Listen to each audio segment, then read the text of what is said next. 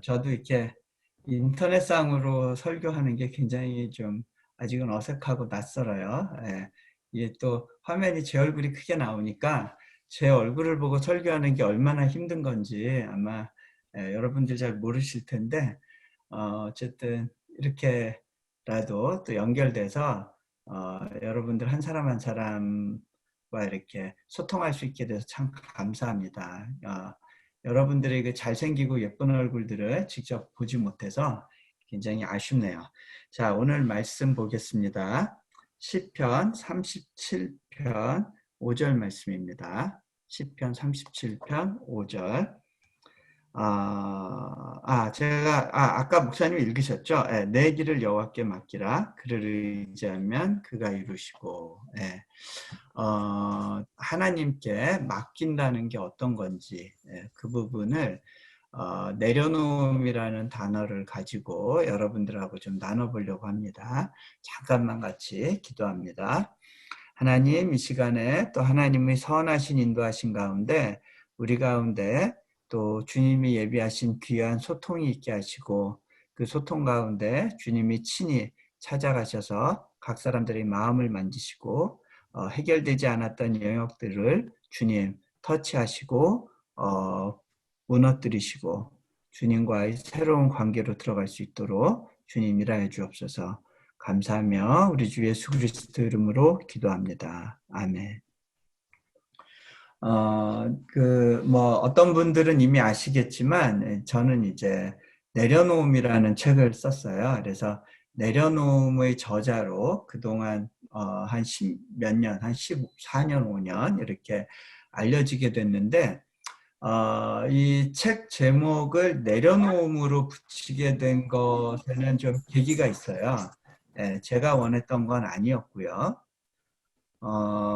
저는 원래 책을 이렇게 써달라는 요청을 받았을 때, 천국 노마드의 삶, 뭐 이런 제목으로 책을 생각하고 있었어요. 근데 출판사에서 원고를 보고 나서 이제 100여 개의 책 제목을 가지고 이제 편집회의를 하던 중에 내려놓음이라는 제목이 가장 와닿는다고 그러면서, 어차피 책에 내려놓는다는 표현을 많이 썼으니까 그 제목을 한번 가봅시다, 이렇게 얘기가 나오게 됐어요. 그 대표님 저에게 전화하기를, 선교사님, 우리 책 제목 진짜 안 팔릴 제목이지만 다 같이 좀 내려놓읍시다. 그래서 뭐 제가 그때 생각할 때 어차피 안 팔릴 책인데 뭐 무슨 제목으로 붙이든 무슨 상관이 있을까, 이제 그런 생각을 해봤습니다. 왜 그러냐면 누가 봐도 안 팔릴 책이에요. 뭐 무명의 선교사가 선교지에 가게 된 이야기가 이제 어떻게 보면 주된 에피소드로 나오는 그런 책을 사람들이 사서 볼 것 같지도 않고, 또 내용 자체도 굉장히 헌신을 요구하는 무거운 책이라고 봤어요. 그래서 어차피 안 팔릴 책인데, 그러고 내려놓음이라는 제목으로 그렇게 가게 됐는데요. 이 책이 어마어마한 반향을 일으켰어요. 그래서 지금까지 기독교 서적 가운데 한국 사람이 쓴 크리스찬 퍼블리케이션으로는 아마 근 20년간 가장 많이 팔린 그런 책이 됐어요. 근데 이제 그렇게 책이 판매되는 가운데 저는 굉장히 당황했습니다. 이거는 예상하고 너무 다른 일인데, 이제 망했다라고 생각이 됐어요. 제가 왜 망했다고 생각을 했냐면, 이제 남은 삶을 내려놓음이라는 책을 쓴 저자로 살아야 되는 거예요. 이제 어쩔 수 없이 내려놓을 수밖에 없는 삶을 살아야 되는 거예요. 그 전까지만 해도 저는 뭐 이렇게 내려놓아야 된다라고 말은 많이 했지만, 제 본인이 내려놓은 사람으로 사는 거에 대해서, 어떤 그 표본으로 사는 거에 대한 이제 그 부담감이 이렇게 확 오니까 이렇게 하나님 저 속은 것 같아요. 그런 생각을 하게 됐어요. 예를 들어서 뭐 성공하는 삶 이런 책의 제목이면 좀 훨씬 마음이 편하죠. 근데 내려놓음이라고 하는 주제가 저에게 부담이었는데 실은 그때 굉장히 많은 분들이 내려놓는 게 뭐냐는 질문을 하기 시작했어요. 나는 대학 가는 공부하는 게 너무 힘든데 이거 내려놓아야 될 것 같아요. 이것도 내려놓음이죠. 뭐 그렇게 질문하기도 하고 저는 교회 봉사가 너무 부담스러운데 이것도 내려놓고 싶어요. 이것도 내려놓는 거 아닌가요? 그런 질문들도 있었고요. 제가 내려놓음이라고 책 제목을 붙일 거라고 생각을 안 했기 때문에 그 단어가 가지는 의미에 대해서 당시에 구체적으로 설명을 하지 못했던 것 같아요. 또 어떤 목사님은 저한테 이제 이런 이야기를 하기도 했어요. 나 이용규 선교사 책상 밑에 내려놓고 안 읽었어? 그러시는 거예요. 그래서 왜 굳이 책상 밑에 내려놓으셨어요? 하고 물어봤더니 자꾸 장로님들이 선물을 주시더래요. 그래서 책을 한 세 번째 선물을 받고 나서 좀 기분이 나빠져서 예, 그게 그 책이 보통 서로가 서로에게 선물용으로 많이 나갔다고 그래요. 내려놓으세요 이러면서 그러니까 서로 선물 받으면서 기분 나빠했던 책이라고 들었는데 음, 그렇게 이렇게 이 내려놓음이라는 것이 뭘 의미하는 건지에 대한 의문들이 좀 많았던 것 같아요. 또 어떤 분들은 이런 식으로 이제 이해를 하기도 했어요. 선교사님은 뭔가 내려놓을 게 있으니까 내려놨겠지만 저는 제 인생에서 내려놓을 게 없어요. 뭐 가진 게 있어야 내려놓죠. 예. 그렇게 이야기할 때 이분들의 마음에는 어떤 생각이 있느냐면 내려놓는다는 건 뭔가 거창한 거를 이룩하고 그것을 과감하게 포기할 때 그게 얼마나 멋있는가 이런 관점에서 봤던 것 같아요. 그래서 뭔가를 이룩해야 내려놓을 게 생긴다라고 하는 그런 착각을 하게 된 거죠. 실제로 그런 착시 현상을 일어나게 했던 게 책을 광고하는 과정에서 하버드 대학교에서 박사학위를 받은 사람이 몽골에 선교사로 갔다. 이제 이것을 좀 부각을 시켰던 것 같아요. 그래서 뭔가 이렇게 남들이 부러워할 만한 것을 가지고 있어야 내려놓는 거다라고 하는 그런 이제 착각들이 있었던 것 같아요. 근데 제가 이제 내려놓는 것이 무엇인지에 대한 이제 생각을 하고 그 가운데 말씀을 읽고 묵상하는 가운데 이제 이거구나. 이게 바로 내려놓음이구나라고 생각할 수 있게 된 게 있었어요. 그건 뭐냐면 삶의 주도권을 이양하는 거예요. 내가 컨트롤하고 내가 만들어 가려고 하는 그 그 삶의 주도권을 내가 이끌어가던 삶을 하나님께 의탁하는 것. 그것이 내려놓음이에요. 또 어떤 의미에서는 우리가 가진 세속적인 가치관이 있어요. 내 중심적인, 나를 위해서 살려고 하는 삶의 모습들이 있죠. 내 인생의 주인이 나라고 하는 그런 생각들. 그런데 내가 중심이 돼서 나를 이롭게 하기 위한 삶을 살려고 했다. 그런 나 중심적인 가치관이 하나님 중심적인 가치관으로 이전하는 것을 또 의미하죠. 그게 바로 회개예요. 세례 요한이 예수님 오시기 전에 외쳤던 말씀이 있죠. 회개하라, 천국이 가까워왔다. 자, 회개가 바로 내가 갖고 있었던 가치관에서 하나님 중심의 가치관으로 전이되는 걸 말해요.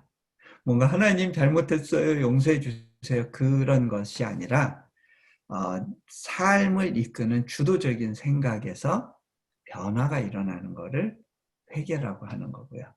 근데 그 회개되었을 때 찾아오는 하나님 나라의 관점, 그것이 나를 이끌고 가는 것, 그것이 바로 천국의 삶이 되는 거예요. 자, 또 어떤 의미에서는요, 어, 하나님의 계획으로 내 계획이 대체되는 거예요. 근데 그거는 어느 순간 일시적으로 일어나기도 하지만 그게 어떤 면에서 온고잉 프로세스가 되기도 해요. 하나님이 나를 한 번에 다 바꾸시는 것이 아니라 양파 껍질을 까는 것처럼 하나를 까면 그 다음에 또 뭔가가 나오고 또 하나를 까고 하는 그런 과정의 연속이에요. 그래서 한번 뭐 이렇게 내가 모든 걸 포기하고 선교지로 갔다. 그때 그 한 번의 그 상황이 내려놓음이 아니라 이것은 내 인생을 두고 지속적으로 일어나는 삶의 과정이에요. 우리는요, 뭔가를 포기해 놓고서 이 빈손으로 뭔가 다른 거를 잡는 경우들이 있어요. 예를 들면 이래요. 애써서 모든 그 삶의 기회를 포기하고 선교지로 온 것 같은데 선교지에서 후원으로 받은 컴퓨터를 누가 사용할 것인가를 가지고 싸우기도 하고요. 그 다음에 누구 연구실이 더 큰가를 가지고 싸우기도 하고요. 그것 때문에 마음이 상하기도 하고요. 누가 더 관심을 받는가 주목을 받는가 가지고 서운해지기도 하고요. 그렇거든요. 결국 그거는요. 일시적으로 한 번에 끝나는 과정이 아니에요. 네. 계속 진행되는 삶의 연속인 거죠. 또 제가 이렇게 내려놓음에 대해서 이제 계속 묵상하면서, 사람들이 많은 경우 이걸 내려놓음이라고 보는데 이거는 성경적인 내려놓음은 아니구나라는 것들이 좀 있어요. 그 중에 하나가 뭐냐면요. 내려놓는다는 거를 많은 사람들이 생각할 때 뭔가를 포기하고 버리고 비우는 삶을 많이 생각을 해요. 왜 그런 생각을 하느냐면요. 이 한국 분들 같은 경우는 이제 그 불교적인 정서가 우리 안에 많이 있어요. 또 유교적인 전통 속에 영향을 많이 받아왔어요. 유교에서는 이제 청빈 사상이라는 게 있죠. 그러다 보니까 이제 교회 지도자들이 얼마나 비우고 사는가라고 하는 거에 대한 관심이 있어요. 그래서 예를 들어서 교회 목사님이 뭐 이렇게 굉장히 검소한 차를 운전하면 그것 때문에 은혜받고 위로받고 이제 그런 정서들이 우리 안에 있죠. 그래서 우리가 자칫하면 이렇게 차종을 좀 이렇게 수준을 낮춰서 뭐 소나타나 뭐 이렇게 엘란트라로 낮춘다. 그거를 내려놓음이라고 오해하는 경우가 있어요. 그런가 하면 뭔가 이렇게 없이 사는 모습을 보여줘야 된다는 그런 생각을 하고 그걸 위해서 이렇게 부담을 갖는 경우들이 많아요. 저도 한때 이제 그런 부담을 가진 적이 있었어요. 왜 그러냐면 어디를 가든지 이제 관찰 대상이 되더라고요.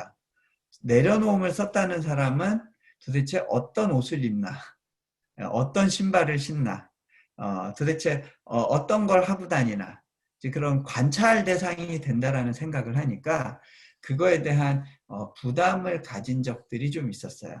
한 예로요. 제가 몽골에 있을 때 여름 양복이 필요하던 중에 이제 중국에 나갈 일이 있었어요. 중국에서 이렇게 누가 짝퉁 시장에 데려가서 거기서 한국 돈 5만 원으로 양복 2벌을 샀는데 그 중에 옷 한 벌이 보니까 이제 조지 알만이라고 하는 그런 이렇게 뭐 이렇게 상표가 달려 있는 거였어요. 소위 짝퉁인 거죠.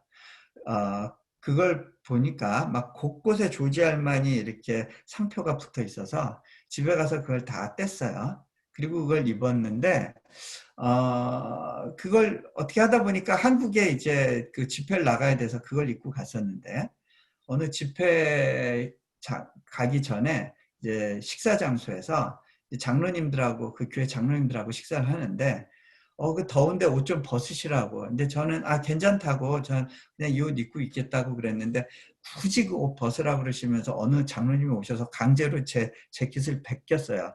근데 딱 걸어놓고 오시는데 표정이 굳어갖고 오시더라고요. 근데 속으로 아차 이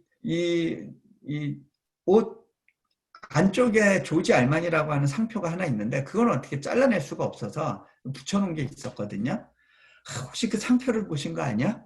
갑자기 그 생각을 하니까 마음이 불편해지고 이분한테 혹시 그 조지 알마니 때문에 그러세요? 그거 짝퉁인데요. 그 말을 하고 싶은데 그 말을 못하고 그냥 이렇게 마음의 부담을 가지고 집회에 간 적이 있었어요. 남들이 어떻게 보는가에 대한 그 관심이 많았던 이유는 뭐냐면 제 자신이 내려놓고 사는 사람인지 그게 뭔지에 대해서 자신이 없었던 그런 시기를 살고 있었기 때문이 아닌가 그런 생각을 해보게 됐어요. 그런데 제가 한 10몇 년간을 이 삶 가운데서 하나님과 동행하면서 깨닫게 된 게 있어요. 그게 뭐냐면 내려놓음의 삶은 채움과 같이 간다는 거예요. 시편 23편에 보면 이런 내용이 나와요. 내 잔이 넘치나이다. 여러분, 불교에서는요, 너를 비워라 라고 얘기를 해요. 비우고 비워서 제로 상태로 만들어라. 이 제로 상태로 만드는 것이 불교에서는 그게 인생의 목표가 돼요. 그런데요, 하나님은 아세요. 우리를 비운 상태로 둘 수 없다는 거예요. 비우는 게 우리 삶의 목표가 아니고요. 하나님으로 채우는 삶의 과정이 그것이 목표인 거예요. 자, 그런데 비우는 게 이제 두 가지 방법이 있는데요. 그 컵에 있는 물을 비울 때요. 그 물을 계속해서 그러니까 이 컵이 고정되어 있어서 컵 자체를 움직이지 못하는 상황에서는 이 안에 뭔가 국자 같은 걸 넣어서 계속 퍼내는 일을 하겠죠. 그런데 또 다른 방법이 있어요. 이 물컵 안에 뭔가 다른 걸 집어넣어서 물을 밖으로 빼는 거예요. 자, 하나님 안에서의 내려놓음은요, 하나님으로 채워지는 과정과 같이 가요. 하나님으로 채워지는 만큼 우리는 뭔가를 내려놓을 수가 있게 돼요. 그래서 채워지는 과정과 같이 가요. 근데 어떤 사람의 경우는 그것이 순식간에 단기적으로 일어나는 사람이 있을 수 있어요. 그런데 어떤 사람에게는요, 이게 굉장히 오랜 프로세스로 가게 되는 경우들이 있죠. 그 오랜 프로세스 가운데 자신이 비워져 가는 그런 과정, 그거를 우리는 광야에서의 삶이라고 이야기할 수 있어요. 우리가 죽어지고 비워지고 포기되어지는 과정, 그것이 바로 광야의 삶이 되는 거예요. 자, 하나님을 누리면서 가는 삶. 재밌는 건요, 내려놓는 삶이 모든 걸 포기하고 없이 사는 삶이 아니라요. 참 놀라운 건요, 내가 하나님을 위해서 내려놓을 때 하나님이 내게 주시는 게 있어요. 성경에 보면요, 하나님이 우리에게 거저 주시고 모든 사람에게 공평하게 주시는 것이 있어요. 그거는 은혜예요. 그런데 한국 성경에서 은총으로 표현된 것들이 몇 가지가 있는데요. 그 은총은 영어 성경에 보면 그게 그레이스가 아니에요. 페이버예요. 여러분, 나중에 시간이 되시면 영어 성경으로 페이버라는 단어들을 한번 검색해 보세요. 다니엘을 찾아온 천사가 그런 이야기를 해요. 너 하나님의 은총을 입은 자야. 근데 그때의 그 은총이 페이버예요. 모세가 하나님께 간 거예요. 하나님, 내가 하나님의 목전에서 은총을 입었거든. 그때의 그 은총은 페이버예요. 그 페이버는요, 하나님 때문에 바른 선택을 하고 하나님을 믿기로, 신뢰하기로, 내 삶을 하나님께 의탁하기로 결정하여 그 삶을 살아가는 사람에게 허락되는 선물이에요. 어, 자, 제가 한 가지 이제 예를 들어 드릴게요.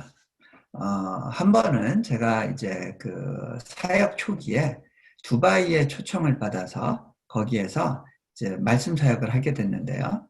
저를 초청한 교회에서 좀, 그 호텔을 이제 잡아주셨는데 거기에서는 중간급 호텔인데요. 이게 몽골 화폐 기준으로 보니까 굉장히 비싸 보이더라고요. 한 300불 정도 되는 하룻밤에 300불 그러니까 이거 제 한 달 생활비 정도 나오는 거예요. 그 가슴이 철컥하더라고요. 이런 데서 내가 생활하는 게 맞나 싶었어요. 거기 호텔에서 또 이렇게 식사 대접을 해주시는데 한 끼 식사가 거의 뭐 저희 한 달 생활비 정도 되겠더라고요.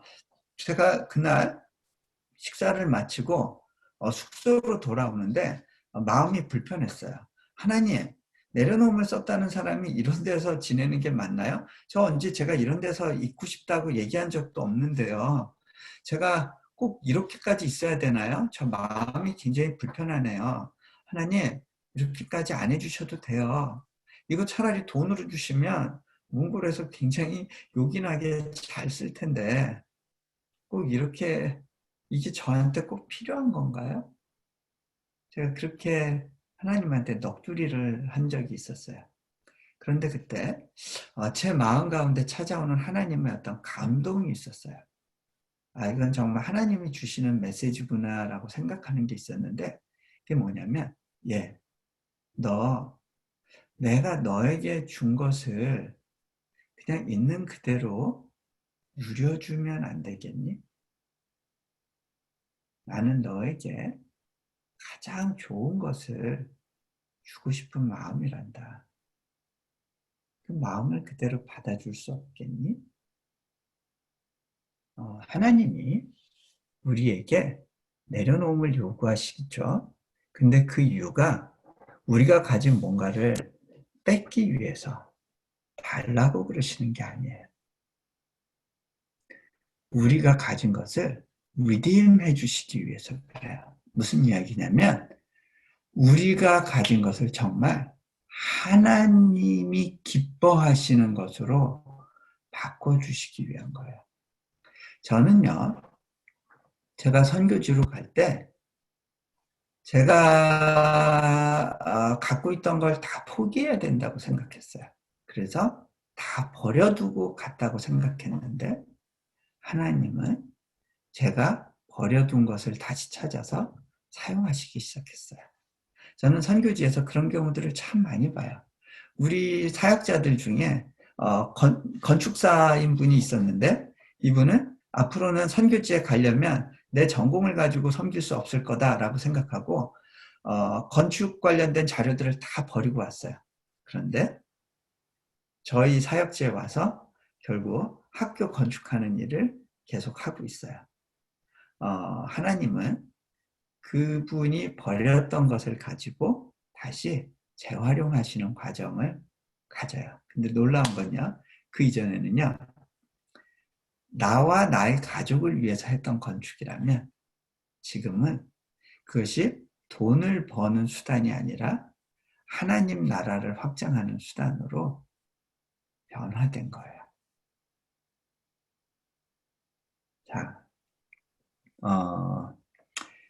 그래서요, 선교지에서 하나님을 누리는 삶의 과정과 지속적으로 나를 버리고 내 삶의 주도권을 하나님께 맡기고 또 하나님께 드리는 그 삶의 여정이 같이 간다는 거예요.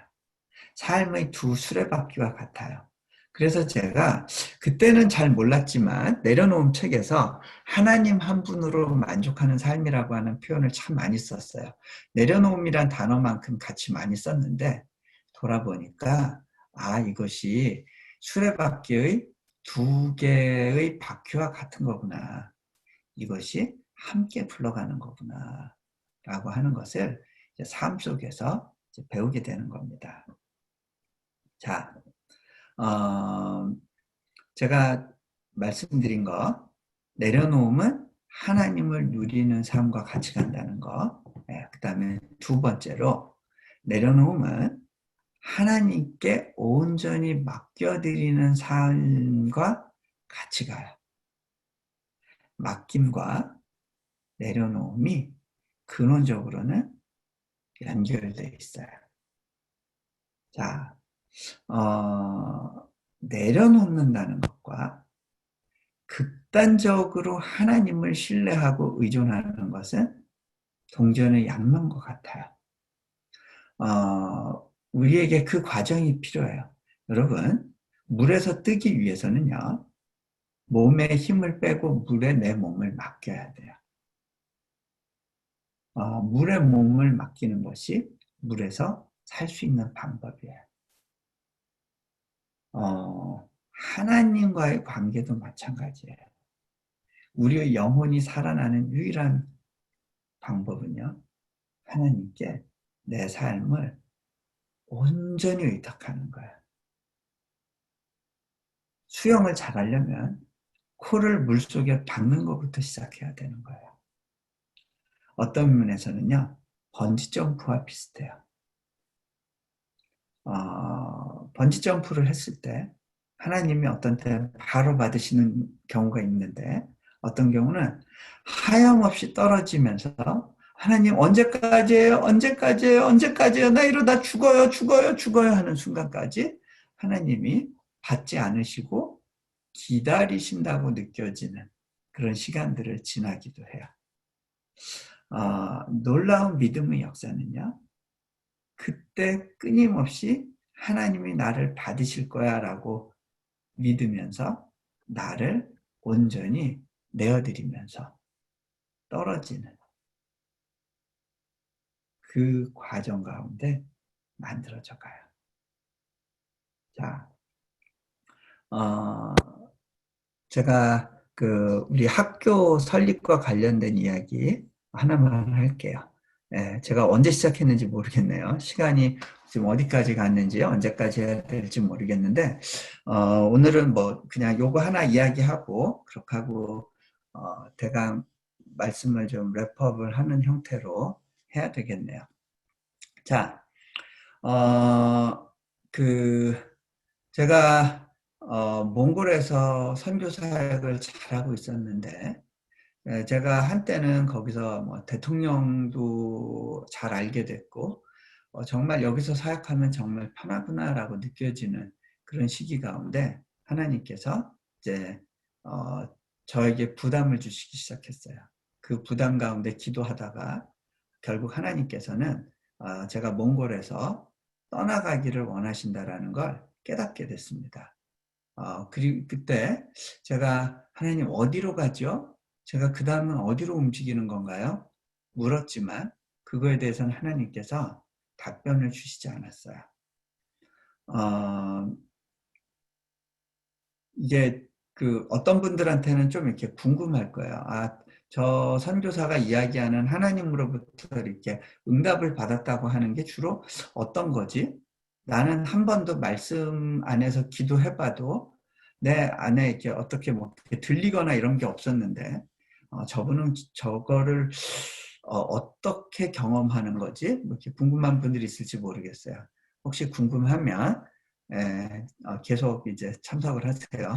어느 시점에선가 허락되는 때 얘기를 좀 더 나누어 볼 수 있을 것 같아요. 근데 어쨌든 하나님이 주신 그런 감동 가운데 이제 떠나야 된다는 걸 알았고 어디로 가야 될지는 모르고 그런 가운데 이제 몽골 떠나서 미국에서 안식년하는 가운데 하나님께서 다음 길을 이제 보여주셨어요. 인도네시아로 가는 거였어요. 제가 그때 깨달았어요. 제가 전공을 바꾼 게 15년 전에 전공을 바꾸면서 그때 하나님께서 저를 이슬람 역사 공부하는 쪽으로 바꾸셨는데 저는 왜 그 공부해야 되는지 몰랐어요. 제가 원하는 공부가 아닌 공부를 하는 게 너무 힘들었었어요. 도대체 이걸 하나님 어떻게 쓰시려는지 모르겠다. 그리고 몽골 갈 때는 그것마저도 다 포기했는데 인도네시아로 부르실 때 그때 깨닫게 됐어요. 아하, 이 일을 위해서 그 공부를 시키신 거구나.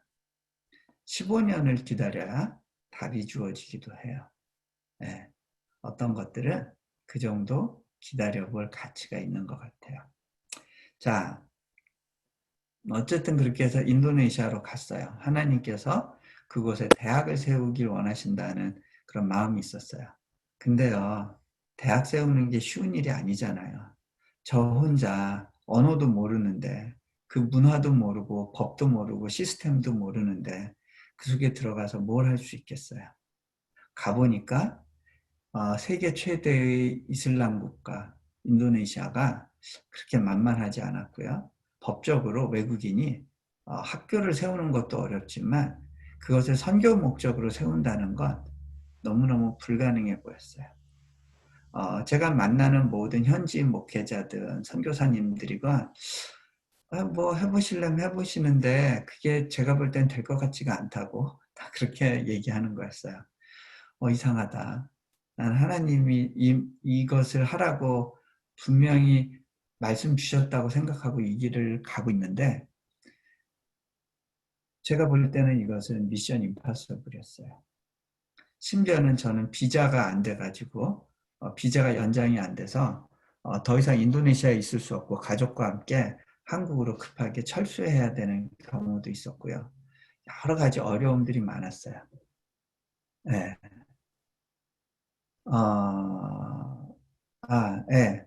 뭐, 이 부분까지 녹화하셔도 돼요. 뭐, 예, 이미 다른데 다 이게 오픈된 거니까, 예, 녹화하셔도 됩니다. 예. 자, 근데, 그런 어려운 시간들을, 예, 지나가는데, 그러다가, 어, 이제는 하나님께서 어느 시점이 되니까 뭔가를 일으키시기 시작했어요. 건축허가 굉장히 어려운 과정이었는데 허가가 나오고 이제 건축을 앞두고 있게 됐어요. 근데 첫 번째 건물을 짓는데 건축비가 미화로 한 500만 불 정도의 재정이 필요했어요. 제가 그동안 기도하면서 하나님, 저는 제가 다니면서 펀드레이징 같은 거 하지 않겠습니다. 하나님이 주신 것만 가지고 가려고 합니다. 저 어디 가서 우리 학교 사역 얘기도 안 하겠고 재정 없다는 이야기도 안 하겠습니다. 제가 그렇게 기도를 했었어요. 그리고 하나님이 주신 것만 갖고 가겠다라는 생각을 했는데 건축 이제 그 회사하고 사인을 해야 되는 상황에서 그동안 그 한 3, 4년 모인 재정을 다 합쳐봤는데 20%도 채워지지가 않았어요. 이 나머지 재정을 어떻게 하나. 이 사인하면 1년 내에 이 재정을 채워 넣어야 되는데 무슨 수로 채우지? 제가 너무 이렇게 마음이 이제 무거웠어요. 하나님께 기도했습니다. 하나님, 저 어떻게 해야 돼요? 앞으로 가야 돼요? 근데 하나님께서 주신 마음이 앞으로 가라는 거였어요. 계속 가라. 그래서 에라 모르겠다. 그러고 이제 사인을 했어요. 근데 사인하고 나니까 그 다음부터는요. 이제 청구서가 계속 제 책상 위에 쌓이는 거예요. 우리 사역자들은 청구서를 제 앞에다가만 갖다 놓으면 자기들은 해방이에요. 근데 저는 이 청구서를 이제 어디에 보낼 데가 없어요. 하나님께서 이 사역을 책임지신다고 했으니까 이 청구서 좀 하나님께 올려보내 보고 싶은데 어떻게 해야 돼요? 어떻게 이거 올려봐도 다시 떨어져요. 올려봐도 다시 떨어져. 하나님께 올려드릴 방법은 없고 하루는요. 제가 좀 낙담이 됐어요. 하나님 저 이러다가 인도네시아에서 감옥 가는 상황 생기는 거 아니에요? 네, 좀 탄식이 나왔어요. 저도요. 이제 좀 선교지에서 그래도 하나님을 신뢰하는 법을 많이 배웠기 때문에 1억 정도 모자라다? 뭐 한 2억 원 정도 모자라다?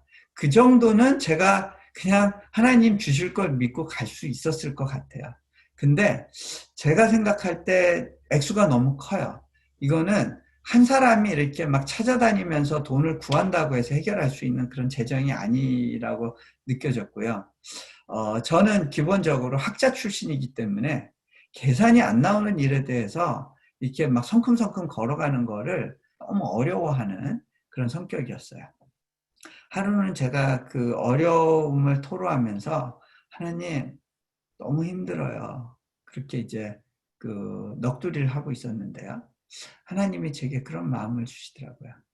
예, 너 좀, 너한테 내가 원하는 게 있는데 그 길 가운데에서라도, 그 부담 가운데에서라도 좀 웃으면서 가줄 수 없겠니? 그것이 하나님이 제게 원하시는 사역이란 걸 알게 됐어요. 하나님이 저에게 원하시는 사역은 뭐큰 건물을 짓고 크게 어떤 학교를 시작해서 사역을 하는 그런 게 아니라 하루하루의 삶 가운데에서 하나님을 누리고 기뻐하는 모습으로 있는 거였어요. 제가 그때 확 깨달음이 오더라고요. 아, 하나님, 그렇군요.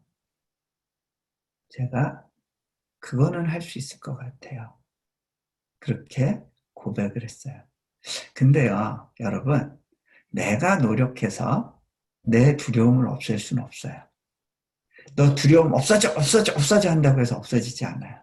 그런데요, 하나님이 주시는 도전 가운데, 네, 제가 한번 해볼게요 하고 반응을 하면 성령님이 제 안에서 일해 주시는 걸 느끼게 돼요. 제가 그때 이후로요, 우리 사역자들하고 신나게 때려 먹으러 다녔어요. 네, 돈을 더 썼어요. 그리고 집에 돌아오면 다 잊어버리고 아이들하고 재밌게 놀고 아내하고 특별하게 데이트하는 시간을 갖고 그렇게 더 여유 있게 살아보려고 했어요. 그렇게 사라지더라고요. 그러던 가운데 저한테 한 번 더 도전이 있었어요. 아프리카와 그 유럽에서 이제 코스타라고 하는 집회가 열리는데 거기에 이제 초청을 받게 됐어요. 근데 그쪽에 가려면 거기는 자비량 사역이기 때문에 비행기표 이런 거 다 본인이 준비해야 되는 거예요. 그 돈도 좀 크게 들어가고요. 거기 갔다 오려면 한 2주가 걸리는데 그 당시에 저희 재정팀이 저한테 재정 보고하기를 선교사님 하루에 평균적으로 10,000불씩 필요합니다. 라고 이야기를 했어요. 제가 2주 비우면 그게 큰 돈이잖아요. 물론 제가 남아있는다고 해서 그 재정이 생기는 건 아니지만 부담이란 게 있었어요. 그래서 거길 가는 게 맞나 싶었는데 기도하는 가운데 하나님께서 제게 이런 도전을 주셨어요. 예, 너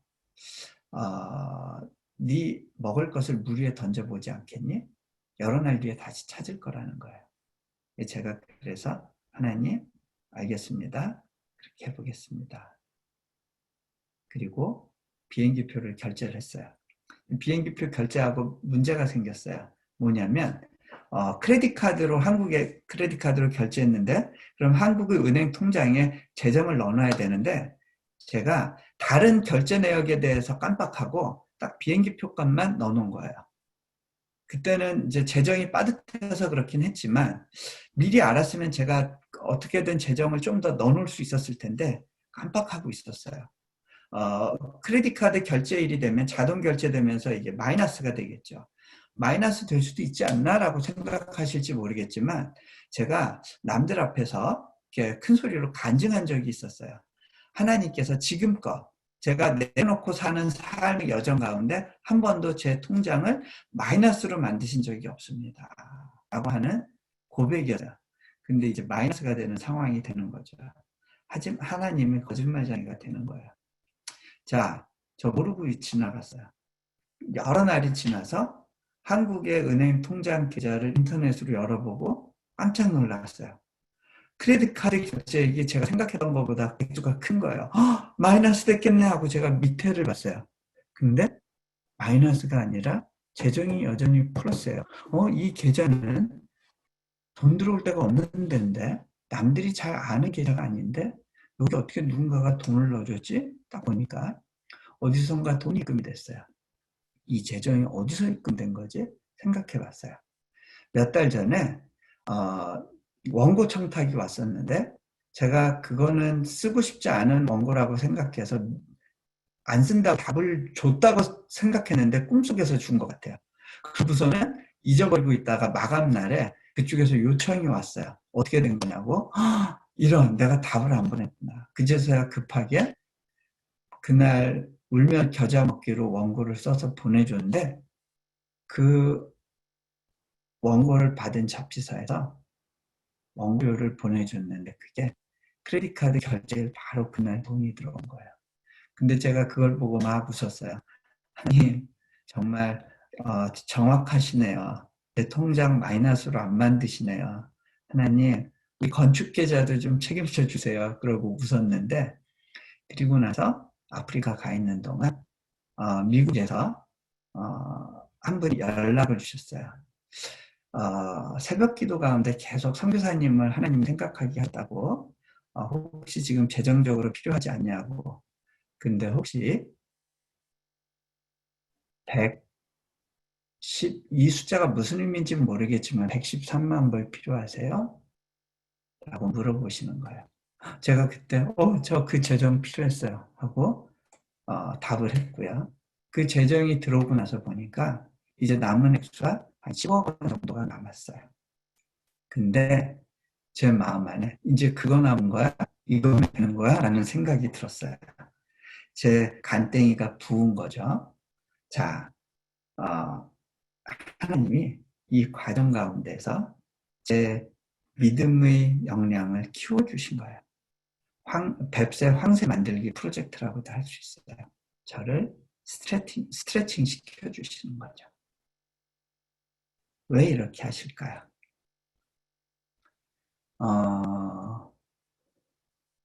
하나님의 저를 향한 가장 큰 소망은 제가 뭔가 하나님을 위해서 엄청나고 대단한 일을 하는 것이 아니라 예수 그리스도의 모습을 따라 변화가 일어나는 거예요. 자, 제 삶의 여정 가운데 하나님께서 계속 저를 찾아와서 온전한 신뢰로 나아가기를 요청하시곤 해요. 제가 선교지에서 있으면서 많은 것들에 대한 두려움이 있었음을 문득문득 깨닫게 됐어요. 때로는 우리 사역지에 누가 와서 폭탄을 설치하면 어떻게 되냐. 우리 사역자들을 상해 입히면 어떡하나. 때로는 우리 사역자가 싫다고 또 떠나가면 어떡하나. 때로는 재정이 없어서 힘들어지면 어떡하나. 때로는 정부가 압박을 하면 어떡하나. 제 안에 이러다가 대학 세우는 게 실패하면 어떡하나. 많은 두려움들이 있었어요. 그런데 하나님은 그때그때마다 온전히 그분께 신뢰하며 나가기를 원하셨어요. 여러분들도 지금 이 땅에서 살아가시면서 아마 다양한 두려움과 씨름하면서 살아가실 거예요. 어떤 면에서는 여러분이 믿는다고 하지만 두려움에 이끌려서 살아갈지 모르겠어요. 내가 학교에서 실패하면 어떡하지? 내가 직장에서 무능한 사람이라고 찍히면 어떡하지? 내가 이 사업 실패하면 어떡하지? 내가 결국 아무것도 이룬 게 없는 사람으로 그렇게 전락하면 어떡하지? 내가 건강 다치면 어떡하지? 이 코로나 걸리면 어떡하지? 수많은 두려움에 쌓여서 살아갈지 모르겠어요. 여러분의 삶, 여러분의 길을 극단적으로 하나님께 맡기고 신뢰하는 삶. 그 삶에서부터 여러분의 믿음의 성장이 일어나요. 적당한 수준에서의 헌신은요, 그건 믿음이 아니에요. 여러분, 번지점프 하려면 두 발을 동시에 떼야 돼요. 한 다리를 들고 한 다리를 땅에 대고 있으면요, 그거는 번지점프가 될 수가 없어요. 한 다리는 세상에 걸치고 한 다리는 하나님께 걸치고, 그것은 믿음이 아니에요. 이 길을 계속 갈 수 있었던 이유는 제 삶의 목표가 어, 성공이 아니었기 때문입니다. 성공이 아니라 하나님 나라, 그것이 목표가 될 때 우리 삶 가운데 하나님께서 예비하셨던 그 놀라운 역사하심을 누리면서 갈 수 있는 특별한 길이 열립니다. 제가 한 15년 그 내려놓음을 쓴 사람으로서 참 온전히 내려놓기를 바라는 마음으로 살아봤는데 아내가 전에 한번 다시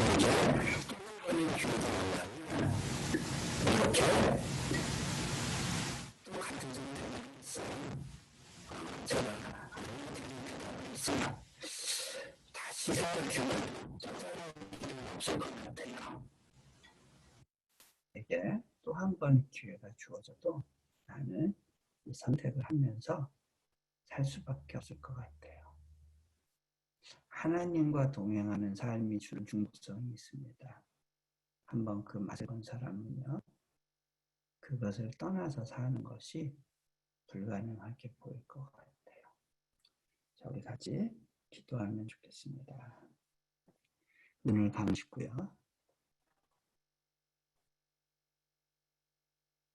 하나님, 우리 가운데 하나님을 향한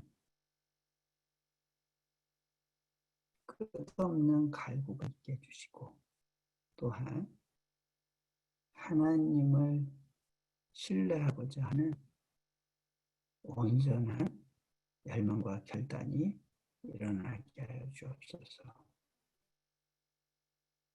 우리 삶을 지배하려고 하는 그 두려움의 영과 싸울 수 있는 방법은 우리가 하나님 안에서 극단적인 믿음과 맡김의 삶을 이루어내는 것이라는 것을 주님 신뢰하게 해주십시오. 이 세상에서는 너 자신을 믿어라. 너 자신을 양보하지 마라. 포기하지 마라. 라고 가르치고 있지만 주님, 하나님 나라의 가치관이 나를 압도하고 하나님의 삶의 방식이 나를 이끌고 가신다는 것이 무엇인지를 우리의 삶의 여정에서 증거하고 실천할 수 있도록 주님 축복하여 주십시오. 우리 주 예수 그리스도 이름으로 기도합니다. 아멘.